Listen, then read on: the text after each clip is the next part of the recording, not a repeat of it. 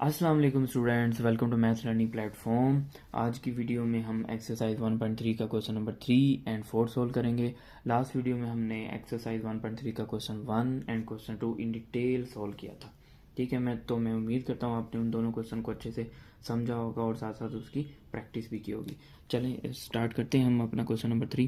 Question number 3 की statement again मैं आपको बोलूँगा, जब भी स्टेटमेंट वाला क्वेश्चन आता है तो सबसे जो इंपॉर्टेंट काम होता है वो अपने स्टेटमेंट को पढ़ के और जो डाटा है वो किस तरह से इम्प्रोवाइज़ करना है वो बहुत एक ट्रिकी काम होता है। तो वो तभी होता है जब आप स्टेटमेंट को अच्छे से रीड करते हैं।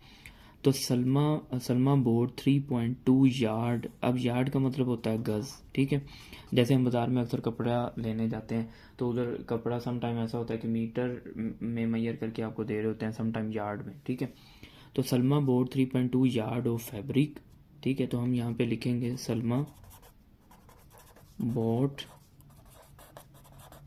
फैब्रिक के सलमा ने कितना कपड़ा ख़रीदा, तो यहाँ पे लिखेंगे 3.2 यार्ड।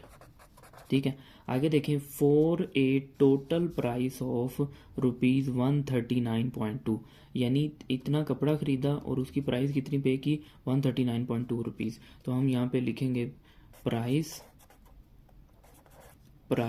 फॉर फैब्रिक, कि उस कपड़े के लिए उसने कितनी प्राइस जो है पे की। ठीक है, या आप ये भी लिख सकते हैं द प्राइस ऑफ फैब्रिक्स। ठीक है, या प्राइस फॉर फैब्रिक 3.2 यार्ड, ऐसे भी लिख सकते हैं। तो ये आ गई ₹139.2।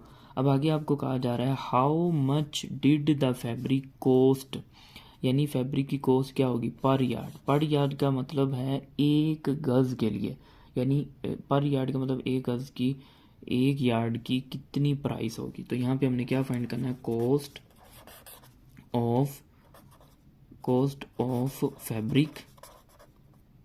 ऑफ फैब्रिक पर यार्ड, यानी एक गज़ के लिए कितनी फैब्रिक होगी।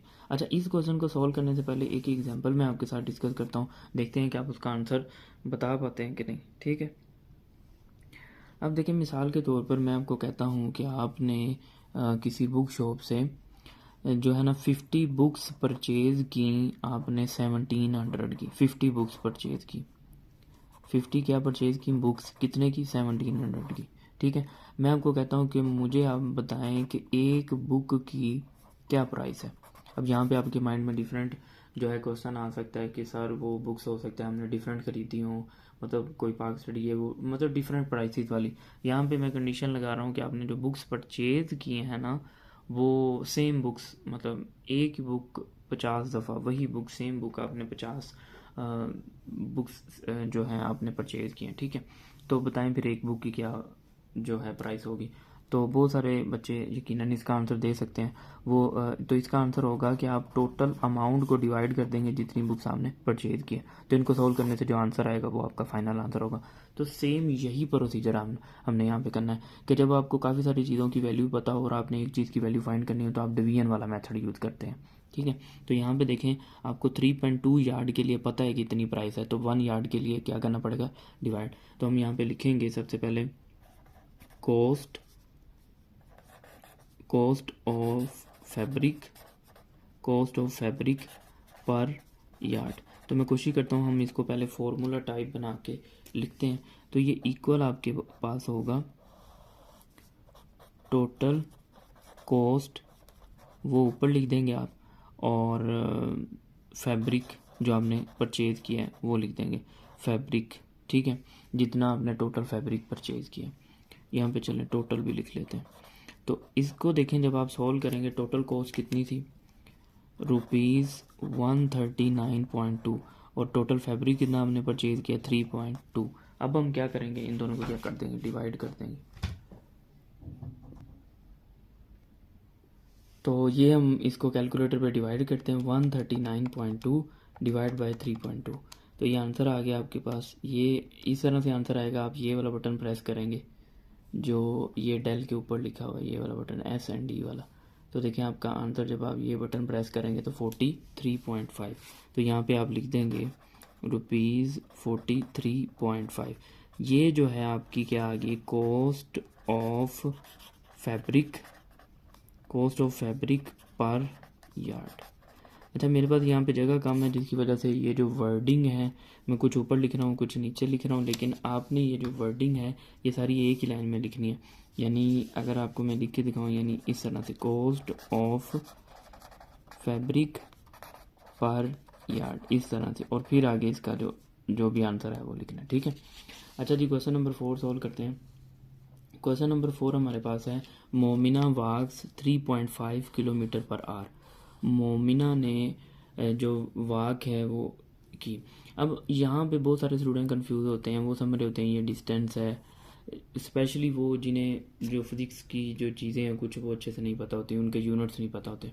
अब आप देखिए यहाँ पे किलोमीटर भी लिखा हुआ है जो कि डिस्टेंस को शो कर रहा है, और आवर्स भी लिखा हुआ है जो कि किसको शो कर रहा है, टाइम को। तो जब भी इस तरह दोनों यूनिट इकट्ठे लिखे हों, डिस्टेंस के भी और डिवाइड करके लिखा हो टाइम का यूनिट, तो वो चीज़ शो कर रही होती है स्पीड को। ठीक है, क्योंकि आपको शायद पता है कि नहीं पता, जो स्पीड होती है उसका जो फॉर्मूला होता है वो स्पीड का फॉर्मूला आपके पास होता है डिस्टेंस डिवाइड बाय टाइम। ठीक है, तो मतलब स्पीड, किसी चीज़ की स्पीड की आप बात करते हैं तो उसमें डिस्टेंस भी कवर हो रहा होता है, और इस डिस्टेंस को कवर करने में कितना टाइम लग रहा होता है तो वो भी। ठीक है, तो अब यहाँ पे लिखा है मोमिना वॉक्स 3.5 किलोमीटर पर आवर, तो ये उसकी स्पीड गिवन है। ठीक है, तो हम यहाँ पे लिख सकते हैं मोमिना वॉकिंग स्पीड। ठीक है, हम यहाँ पे सिंपल इसको स्पीड भी लिख सकते हैं हम, जिस तरह से आपको इजी लगता है। अच्छा ये लिखा हुआ है 3.5 kilometre per hour. Per hour का मतलब 1 घंटे की स्पीड उसकी 1 घंटे के अकॉर्डिंग लिखी गई है। ठीक है, ये भी माइंड में रहे। आगे देखें, कहा जा रहा है she took a 12 hour walk, यानी उसने 12 घंटों की वॉक की, तो ये टाइम है। टाइम कितना, 12 hour. How far did she walk, how far का मतलब आपसे कह रहे हैं कि वो कितनी दूर गई, यानी या कितना उसने डिस्टेंस कवर किया वॉक करके। ठीक है, ये स्पीड है, ये टाइम है, और आपने फाइंड करना है डिस्टेंस। ठीक है, अब आपको पता है फिजिक्स में हमने एक फॉर्मूला पढ़ा होता है जो कि रिलेशनशिप होता है between speed time and between distance time and speed के। तो यहाँ पे हम लिखते हैं कि डिस्टेंस जो होता है वो इक्वल होता है, आपके पास डिस्टेंस जो होता है वो इक्वल होता है स्पीड मल्टीप्लाई बाय टाइम। तो ये फॉर्मूला यूज़ करेंगे हम। ठीक है, अब वैसे अगर मतलब एज ए एग्जांपल इसको पहले देखें तो मैं आपको अगर छोटी सी एग्जांपल बताऊं जैसे मैंने यहाँ पे बताई थी। जैसे देखिए आपको कहा जाए कि किसी की चलने की या रनिंग की स्पीड इतनी है 1 घंटे के लिए 3.5, तो आपको कहा जाए जी आपने 3 घंटों की बतानी, तो आप क्या करेंगे, 1 घंटे की आपको पता है तो आप इसको क्या करेंगे 3 से मल्टीप्लाई करेंगे। इसी तरह आपको मैं कहूँ 7 आवर्स की बताएं तो आप 7 को क्या करेंगे, इसके साथ मल्टीप्लाई करेंगे। और इसी तरह हमने यहाँ पे क्या फाइंड करना है 12 आवर्स के लिए, तो इसको मल्टीप्लाई करना है। और वैसे भी देख लें यहाँ पे फॉर्मूला भी कुछ इस तरह से ही बना है, तो वैल्यूज पुट कर देते हैं। स्पीड की जगह आ जाएगा 3.5 किलोमीटर, और पर आवर का मतलब है आप इसको ऐसे लिख लें। कुछ स्टूडेंट ये यूनिट्स लिखते नहीं, बाद में फिर एंड पे लास्ट पे जाके कंफ्यूज होते हैं कि ये किस तरह से जो आंसर वगैरह बना है। और टाइम की जगह हम लिखेंगे 12 आवर्स, तो ये एज से एज कैंसिल हो गया, इसको आप इससे जब मल्टीप्लाई करेंगे तो हम इसको कैलकुलेटर पे सॉल्व करते हैं और देखते हैं कि क्या आंसर आएगा। तो हमने मल्टीप्लाई करना है 3.5 मल्टीप्लाई बाय 12, तो इसका आंसर कितना आ गया 42। अब ये जो डिस्टेंस इधर लिखेंगे डिस्टेंस, और इधर आ जाएगा 42 किलोमीटर, तो ये इसका आंसर आ गया। ठीक है, तो ये हमने क्वेश्चन 4 भी सॉल्व कर लिया। तो आई होप आपको जो कॉन्सेप्ट मैंने सिखाने की कोशिश की है वो आपको अच्छे से समझ आया होगा। लेकिन फिर भी अगर आपको कोई कन्फ्यूजन है इस टॉपिक से रिलेटेड तो आप कमेंट्स में मुझसे ज़रूर पूछें। और अगर आपको बहुत अच्छी समझ आई है तो आप वीडियो को लाइक भी करें और कमेंट्स में लाजमी बताएं कि आपके जो कॉन्सेप्ट्स हैं वो अच्छे हो गए हैं। और अगर अभी तक आपने मेरा चैनल नहीं सब्सक्राइब किया तो चैनल को भी सब्सक्राइब कर लें और बेल आइकन को भी प्रेस कर लें ताकि हर नए आने वाली वीडियो से आप अपडेटेड रहें। अल्लाह हाफिज़। इंशाल्लाह नेक्स्ट वीडियो में हम question number 5 and question number 6 को सॉल्व करेंगे।